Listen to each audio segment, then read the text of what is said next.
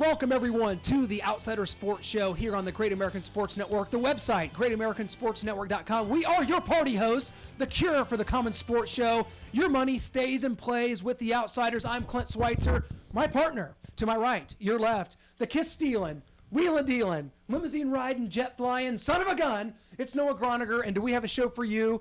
Noah, today we're going to be talking NFL playoffs, and we will be bringing on one of our favorite guests to break down the action. ESPN.com's Jeffri Chadiha will be joining us. Everyone knows Jeff's work from ESPN, also from E60, the TV show ESPN. He is the man. Noah, could not be more happy to be here with our custom-made from head to toe suits, the alligator shoes, your alligator watch. This thing costs more than your house, buddy. What you gonna do when the Outsider Sports Show runs wild on you? We've got two great segments coming up. The Bret Hart screw job of the week, and Clint's gonna be coming at you with the Screech Powers moment of the week. Can't wait to see what you've got in store for us today, Clint. Absolutely, and of course, Noah, the divisional NFL playoffs took place here this past weekend. Great action. Excellent action. We had my personal man crush, which I can't wait to ask Jeff Chadiha about, Tom Brady. Oh, I didn't think Alex Smith was in the playoffs. Clearly not. Tom Brady throws for a NFL record 46 career touchdown passes in the postseason, breaking Joe Montana's record. My man crush. How could he beat my man crush? Does this cement Tom Brady as the man when it comes to NFL quarterbacks of all time? It does. I still got Joe Montana ahead of him, but in second place, easily Tom Brady. You can make an argument for a Johnny Unitas or a John Elway, possibly a Brett Favre, a Dan Marino, but he didn't have the Super Bowls. Tom Brady does. Joe Montana does. Super clutch, come up in the big moments, like that pass to Brandon LaFell late in the game-winning touchdown pass, right over the cornerback's shoulder, right into the breadbasket of Brandon LaFell. You can't do it better than Tom Brady has done it.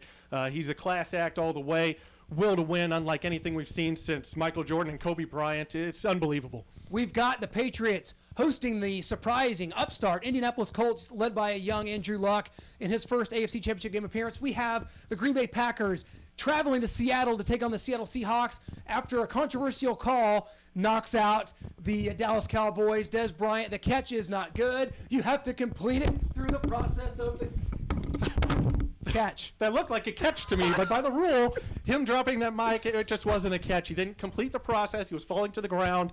Dez Bryant did not complete the catch, and the Green Bay Packers go on. Aaron Rodgers, torn calf muscle and all, fights through, and they'll get another shot at the Seattle Seahawks, even though they lost in week 1 to them. Well, Noah, the Outsider Sports Show's got your back, and it is our pleasure at this time to welcome ESPN senior NFL writer Jeffri Chadiha. Jeff, welcome to the Outsider Sports Show.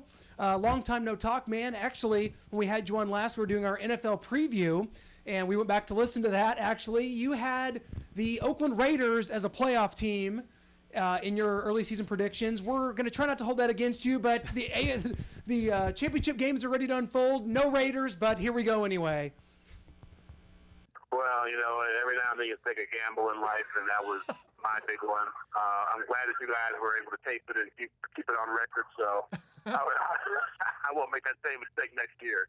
No, definitely not. And another horrifying discovery was made as we're everyone Googles their name these days to see what pops up. As we Googled your name trying to find a good picture for the show here, Jason Whitlock actually pops up when you type in Jeffri Chadiha on Google. Just letting you know, in case you ever wanted to see Jason Whitlock's picture, it's under your name. So. Well, it's good to know. We've been friends for a long time, and I know that whenever you get the chance, you give me a little bit of love, so I'll take it whenever I can get it. Well, absolutely, and I'll tell you what. Now, on to business here. The championship games are about to get underway here this weekend.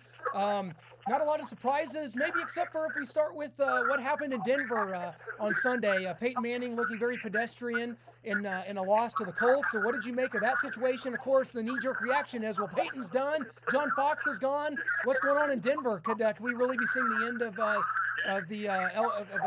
Manning there in Denver? Well, I think what you saw was what you saw at the end of the regular season with Denver. You had a team that was in decline. You had a quarterback who was struggling. It finally came out that he was hurt. It was pretty apparent that something was wrong with him because they were handing the ball off 30, 40 times a game, and that's because Peyton Manning MO throughout his entire career. So, I think that they got to a point. I think John Elway said today that he felt like the peak too early. I think what they realized is that Peyton Manning is at the stage of his career where to expect him to play at a high level for 16 games, they cannot do it anymore. I think going forward, they're going to have to manage it better, and he's going to have to manage the field better. Certainly, I was shocked they let John Fox go, because I think he's done a great job for them. They've won 4 straight AFC West titles and 49 games with him, but I think John Elway wants to win now. I think that team is built to win now, and I think he knows Peyton Manning may have 1 year left in it, so they better get a coach in there who they think can win games for him. So you expect Peyton Manning to be back next season, and what coach do you think Peyton Manning will select to be the next head coach of the Denver Broncos? Well, I think he will be back. I think he'll have a lot of say in who is the next coach. I really believe John Fox's departure had a lot to do, not just with John Elway's desire to win a championship next season or as soon as possible, but I think he realized that his old head coach in Denver, Mike Shanahan, is on the market. His good friend from the Denver Broncos playing days for Terry Kubiak, is the Baltimore Ravens offensive coordinator, and I think he could be somebody who looks to a job offer from the Broncos. So I think John Elway wants that surrounding what he knows and trusts. And I don't blame him for that, but I certainly do think one of those two guys is going to be the next head coach for the Denver Broncos. It looks like, of course, on Sunday you're going to have New England hosting the Indianapolis Colts as Andrew Luck gets to his first conference title game. Meanwhile, I don't mind revealing this. My man crush, Tom Brady, getting ready to play in his 9th AFC title, which equates to 1 AFC title game appearance every 1.7 years of his career. Jeff, that's insane. Brady did it again. He surpassed Joe Montana, throwing for his 46th career postseason touchdown pass. His skills clearly not diminishing. This Patriots team did nothing but get better. What do you make of this AFC title game? And is it just too early in Andrew Luck's career to expect him to go on the road and beat a seasoned veteran like Brady? Well, I think you look at Andrew Luck's career so far against the New England Patriots, it has been very pretty. I mean, every time they played, they played 3 times and they've been blown out 3 times. And Andrew Luck played pretty poorly in 2 of those games. He played fairly well the last time they met, which was in Indy. But I just don't think that he's figured out Bill Belichick yet. I don't think he has an offense that is built to deal with Bill Belichick for shit. Bill Belichick is a master at making teams one-dimensional and taking away a team's strength. And if you have a team that doesn't run the football very well, as Indianapolis is, or doesn't stop the run very well, as Indianapolis is a big Achilles heel for them, you're going to have issues. So I think you're going to see a pretty big win for the Patriots, and the team is going to go on to play for Lombardi Trophy. Well, you mentioned it there. Andrew Luck is 0-3 against the New England Patriots, has 8 interceptions in those 3 games.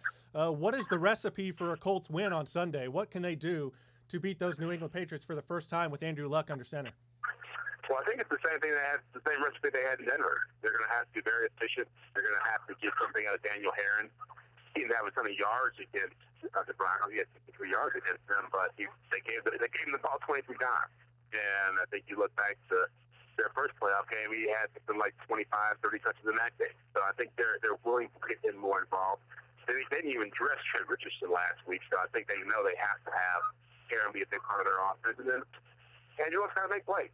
He's going to have to find a way to get T.Y. Hilton on some big plays. Cody Freeman's going to have to make some big plays. Reggie Wayne has been declining, but he's going to have to step up, and they're going to have to make some plays because, the Patriots offense is going to do some big things. They are locked and loaded, being at home. I think Rob Gronkowski being healthy is a huge thing for them. We haven't been healthy the last few years of the playoffs, and it's cost them. He's going to be hungry. On the NFC side of things, we have Green Bay traveling to Seattle to take on the Seattle Seahawks in what should be an epic NFC championship game. Green Bay getting there by proxy of a very questionable call, of course. Well, maybe not a questionable call since that is technically the right call. But is this what the NFL needed to be able to take a look back at this completion of the catch rule? Of course, it didn't. When it happened to the Detroit Lions, it doesn't really matter. It happened to the Cowboys. It knocked the Cowboys out of the playoffs. Is now the time for the NFL to take a look at this rule and really change things when it comes to completion of a catch?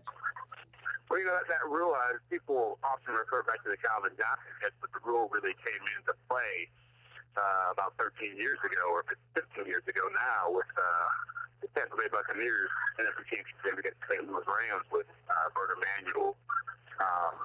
They made a catch that was ruled the other way, or actually, I think it was ruled the other way. That's when they decided to make this rule up. I don't have a problem with the rule because I think it's consistently called. I think it'd be one thing if there was an issue where you had difference of opinion or it was inconsistently called. But you see, whatever it's called, it seems to be the right rule. And the reality, it does, Brian, if he had just caught the ball and fallen down, it would have been a catch. He tried to make a play. Those are things you can coach in the guy. So I don't think the rule is going to change. I don't think it should change, but I think it does have value, and the rest get it right. Well, moving on to the championship game between the Packers and Seahawks, Aaron Rodgers is now hobbled with that torn calf muscle in his left leg. He's away from the friendly confines of Lambeau Field, where he was 8-0 during the regular season. In Week 1, the Packers traveled to Seattle. They lost 36-16. What does Aaron Rodgers and the Packers have to do to get a win in Seattle? Well, they're going to throw the ball towards Richard Sherman's side of the field. I think that was the big thing. Last time they played that, they were very afraid to attack him, and it cost them offensively.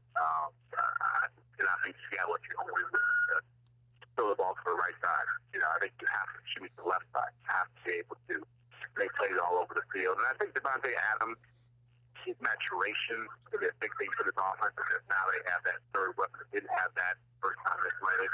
And I think it's going to force Seattle to have to play them a little bit differently. Have 48 Elton, Randall Cobb, and Devontae Adams, and you go every late season from tight end to make the play to the fullback. It's got a pretty good arsenal there. I don't think this game's going to be a blowout as it was last time they played. I do think Green Bay has got a pretty good chance of winning. Well, Jeff, I tell you what. As we did during the before the season started, we gotta hold your feet to the fire here. Of course, this will be recorded, sent, tweeted out everywhere after this goes horribly wrong, as our picks will as well, as always. So, what do we got? What's our Super Bowl looking like, and who wins the game? I'm taking Patriots and Packers.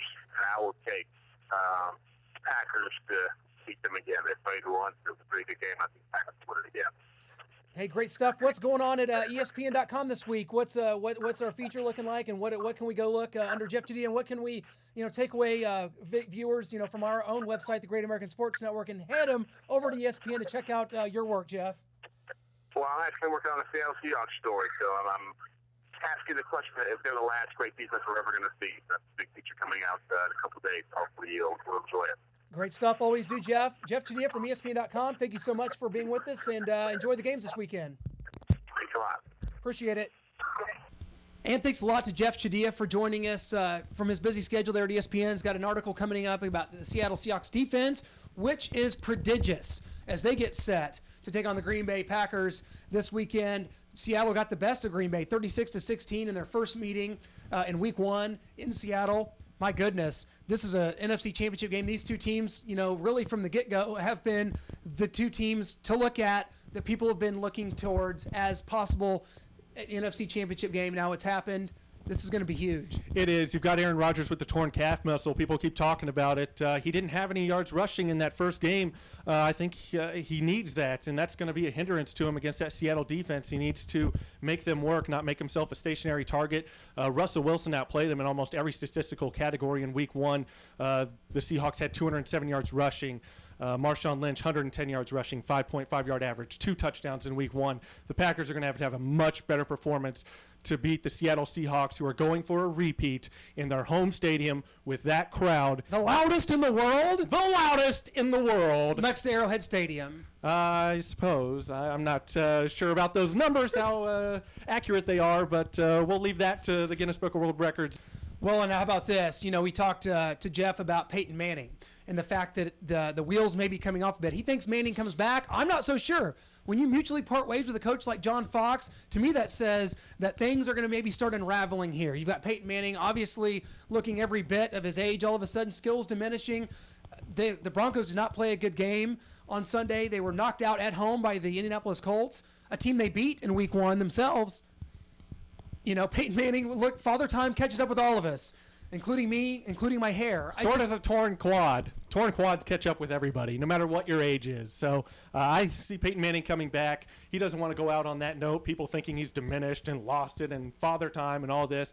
He's going to come back. He's going to get reinvigorated with a new coach, and he's going to come back with something to prove, try and put on an MVP performance, say, hey, that was just my quad. I haven't lost anything. I'm Peyton freaking Manning. You're going to bow down to me once again. You will see. We talked about Andrew Luck as the Colts are the team that got to the AFC title game. They're going to New England, but I'll tell you what, Andrew Luck, as much as I love your game, to be the man. You've got to beat the man, and the man is Thomas Edward Patrick Brady. Number 12 in New England is the man. You're going to rock that aisle on Sunday in Foxborough, in Gillette Stadium, in the cold, on the road, to a quarterback that is playing in his 9th AFC Championship game with a chance to play in his 6th Super Bowl. This Tom Brady, what he's done, it is unbelievable. It's unprecedented. He is absolutely the man. You cannot say enough about what Brady's meant to that organization. He may be the greatest of all time, the GOAT, but can Andrew Luck go in there and get anything done? It's going to be so tough. It's in Gillette. Andrew Luck and the Colts are 0-3 with 3 blowouts against the New England Patriots. Andrew Luck has 8 interceptions in those 3 games. They're just outmatched if you look across every single position on the football field. Yes, they have T.Y. Hilton. Yes, they have Reggie Wayne. But with Darrelle Revis and Brandon Browner out there and Devin McCourty, I mean, that secondary can shut them down. That's the only place that the Colts have that they can go to. And if those guys are shut down, I don't see what the Colts can do. Herron isn't the answer. Kobe Fleener, Dwayne Allen at tight end aren't the answer. Andrew Luck is going to have to do something spectacular for them to win this game. I don't see how they can do it. The Patriots have too much. Bill Belichick is too good a coach. And I see them moving on fairly easily. Tom Brady hasn't lost any of his game, has not lost any of his looks. He's got the beautiful wife. He's got the kids. He's got it all. Tom Brady could be a third outsider. He could be custom made, just like these 2 gentlemen sitting here. As soon as he retires, he has said that he will be thinking about either joining a CBS desk, a Fox desk, or the Outsider Sports Show desk. And we're definitely polling for Tom Terrific to join the Outsider Sports Show. Guys, we can't thank you enough for joining us here on the Outsider Sports Show. The website, GreatAmericanSportsNetwork.com. That's where all of our content is archived. Catch us on Twitter at GA Sports Network. We want to hear everything, good or bad. We love the interaction. We love talking with the fans. Definitely hit us up there. Guys, we've been doing this as a podcast format for the past 2 years. It is our pleasure to welcome you to our bright, shining faces here on the Great American Sports Network set. We are so glad to be here. We can't thank you enough. We're going to leave you with our two of our favorite segments, Noah. That they are. I'm going to kick it to you, and you're going to give us your Bret Hart Screwjob of the Week. And finally, I'm going to bring you my Screech Powers moment of the week. Zoinks! You don't want to miss it. Thank you so much for joining us.